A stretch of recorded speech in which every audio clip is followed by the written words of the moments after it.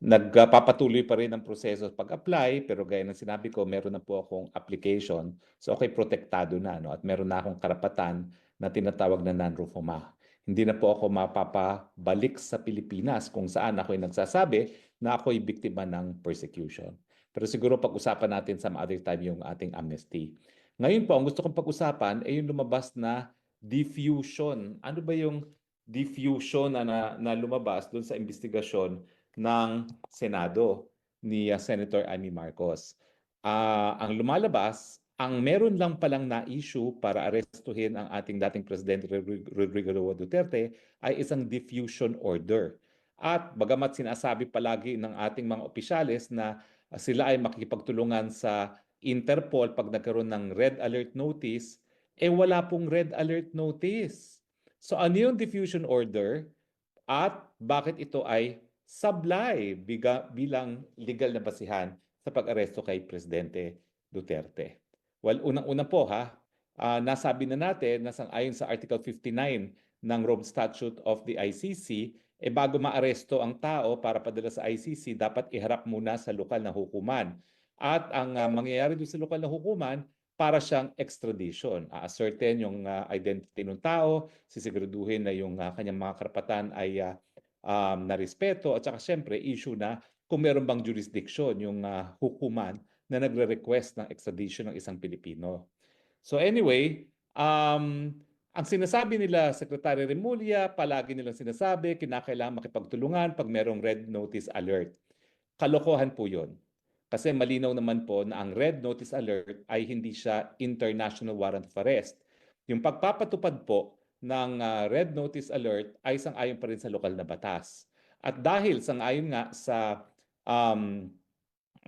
Rome Statute na kinakailangang iharap siya sa hukuman, ang dahilan kaya kinakailangang iharap sa hukuman ay para masigurado na sang-ayon sa ating saligang batas na no person shall be deprived of life, liberty, or property without due process of law, na maririnig muna yung tao na aarestuhin. Lalong-lalo na kung siya ay merong pagtutol doon sa jurisdiksyon ng hukuman na maglilitis sa kanya o humihingi ng kanyang pagkatao. At alam naman natin sa mulat mula, sinasabi natin na wala ng jurisdiction ICC dahil tayo po'y bumitiw na at nagsimula yung preliminary investigation matapos or lampas na doon sa isang taon matapos tayo nag-deposit ng instrument of withdrawal. Ang nakapagtataka, bagamat paulit-ulit nilang sinasabi na tayo ay susunod at makikipag-cooperate para ipatupad ang red notice alert, wala palang red alert notice. Wala palang red alert notice. Now, ano ba pagkakaiba nitong sinasabi na red alert notice, no? At saka yung Interpol diffusion? Well, unang-una po, ang diffusion, bansa lang ang nagpapakalat niyan sa iba't ibang bansa. Ibig sabihin, nanggaling sa Pilipinas yung diffusion order. At yung diffusion order ay nakikiusap ang Pilipinas na arestuhin or at least i-facilitate yung pag-aresto para ma-extradite ang isang tao. Siguro kaya sila kumuha ng diffusion order, ang intensyon nila sa Hong Kong huhulihin. Pero kung ikaw ay merong diffusion notice, bakit mo na mapadadala sa sarili mo yan? Ikaw lang bilang isang bansa ang nakikiusap na kung mahahanap nyo itong taong ito sa jurisdiction ninyo, pakihuli lang at pakidala sa amin para siya ay ma-extradite. So malinaw po, hindi nanggaling mismo sa Interpol ang diffusion notice. Yan po ay nanggaling mismo sa gobyerno ng Pilipinas.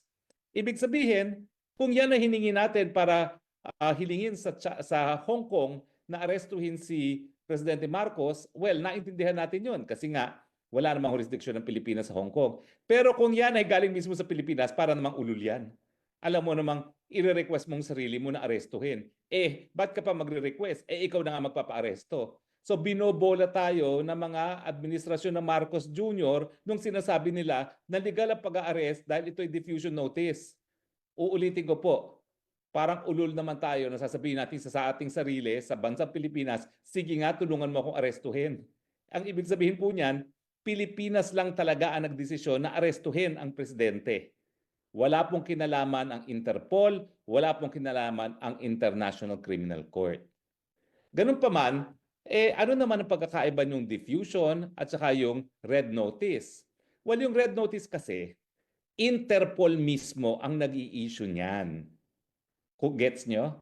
Ang diffusion, Pilipinas ang nag-issue na nakikiusap sa mga bansa, tulungan nyo kaming arestuhin si PRRD.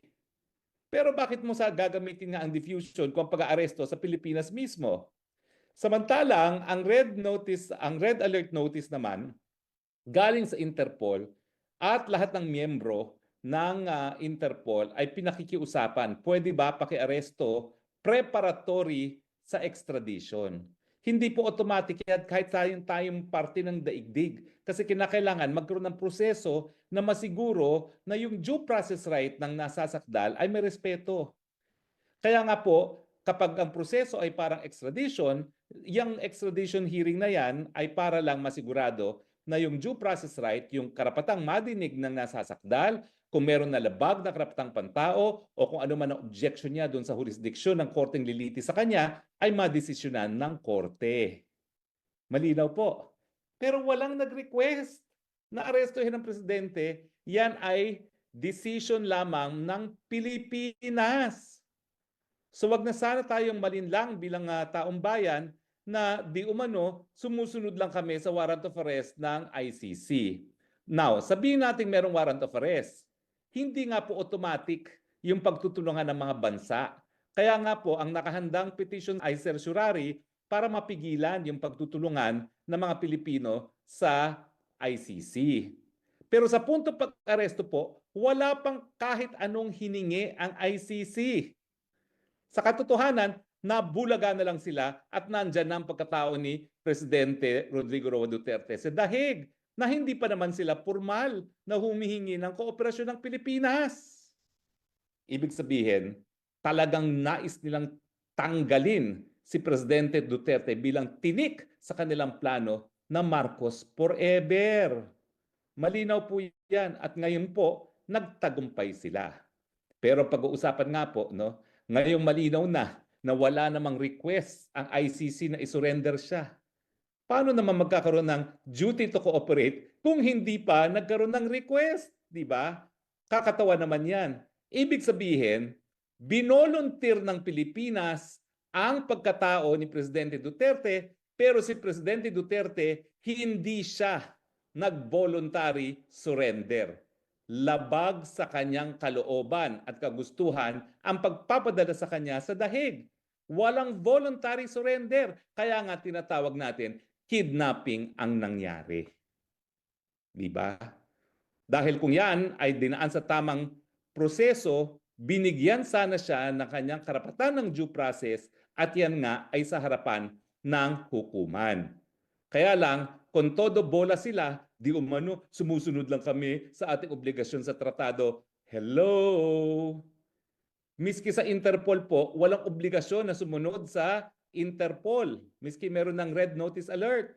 Bakit? Depende pa rin po yan sa lokal na batas. At ang ating lokal na batas, unang-una, ang saligang batas, no person shall be deprived of life, liberty, or property without due process of law. At yung proseso na susundin ay yung proseso ng deportation. Malinaw po yan, ha? So ngayon, dahil hindi naman pala humingi ng tulong ang ICC, binolunteer ng Pilipinas ang pagkatao ni Presidente Duterte na malinaw naman sa mga video na bakit, ano kasalanan ko, bakit niyo ako hinuhuli? Talagang malinaw po, kidnapping. Malinaw na malinaw pa sa sikat ng araw ang nangyari. Kaya nga po umaasa ako na dahil sibilisado naman ang mga West sa ICC at sibilisado naman yung hukuman na yan, na hindi sila papayag na magpatuloy ang kanilang jurisdiction gayong ang pagkatao ni Presidente Duterte ay nakuha sa pamamagitan ng kidnapping.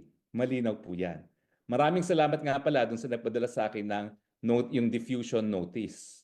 Parang telegram po yan. Pero nakakatawa nga, yung diffusion notice dapat pinapadala sa iba't ibang bansa. Hindi mo dapat padala sa sarili mo. Dahil ang requesting party, Pilipinas, ang ginawa niya, pinadala niya sa sarili niya. Pinatupad niya yung sarili niyang request sa kanyang sarili. Di ba nakakabuang yun?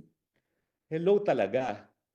Well, anyway, darating naman po ang takdang panahon at yan naman po ay mailalabas sa hukuman. O nga pala po, no, kami po ay in the process of filing a reply doon sa sagot ng OSG, hindi pala OSG, ng DOJ, doon sa hinain naming habeas corpus with certiorari and TRO na ang aming naging kliyente ay si Congressman Pulong. In any case, bawal naman ako magkomento sa merito dyan. Sinasabi lang namin na mali yung pagkakahuli dahil nga po walang legal na visa ang warrant of arrest na inisyu ng ICC. Pero hindi pa namin alam ng mga panahon na yon na niwala palang request ng ICC na isurrender ang pagkatao ni Presidente Duterte. Kaya naman nagkaroon ng certiorari kasi nga kung sila ay makipagtulungan, yan ay magiging grave abuse of discretion dahil walang basihan talaga para tayo makipagtulungan dahil tayo po nga ay nagbitiw na sa pagiging miyembro ng ICC. Pero yan naman po ay statement of fact lang. Hindi na po ako magsasabi kung tama ako may mali dahil yan naman po ay nakabinbin na sa hukuman. So, hihimay-himayin po natin yung mga nakuhang mga katotohanan ng committee ni Senator Amy Marcos dahil marami pa po dyan na dapat nating pag-usapan. No? Pero lahat po yung pinag-uusapan natin kung tama nga ba yung proseso na paghuli at pagpadala kay dating Presidente Rodrigo Roa Duterte sa Hague. At ang pinag-usapan natin ngayon, dahil wala pang request na mag-cooperate ang ICC sa Pilipinas, voluntaryong sinurrender ng gobyerno ng Pilipinas si Tatay Digong, maski ito pa ay labag sa kagustuhan ni Tatay Digong, kaya nga po naging kidnapping. Okay? Well, anyway, siguro naman alam niyo ng elemento ng kidnapping, no? Pero para malinaw, sasabihin ko na rin po sa inyo kung anong elemento ng kidnapping. Memoryado ko naman po yan dahil ngayon meron akong 2 linilitis na kidnapping, no? Siyempre, ang kidnapping ay defined as, unang-una, yung deprivation of liberty ng isang tao. Nakita naman po natin na talagang pinagbawal na si Presidente Duterte na makalabas pa ng eroplano, dinala siya doon sa Villamor at hindi na siya pinayagang umalis doon at sapilitan na isinakay sa eroplano at dinala sa The Hague. Okay? So, malino po na sakop talaga ng elemento ng kidnapping yung nangyari kay Presidente Rodrigo Roa Duterte. Merong unlawful taking or detention, merong use of force, threat, and intimidation. Sabi nga dun sa hearing, 7,000 policemen. Lack of consent dahil paulit-ulit po na tumututol si Tatay Digong at saka yung pag-alis nga, sapilitang isinakay sa eroplano at dinala sa The Hague. Lahat po ng nagkaroon ng partisipasyon dyan sa pangyayaring yan, lahat po kayo liable sa kidnapping.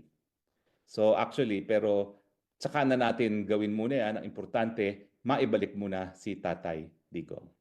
Sana po tayo ay nakatulong sa pagkakaroon ng karagdagang kaalaman dito sa mga pangyayari dito kay Presidente Duterte. At dahil pinag-uusapan nga natin itong issue to, nagkaroon na rin kayo ng karagdagang kaalaman tungkol sa batas. Maraming salamat po sa inyong patuloy na pagtangkilik.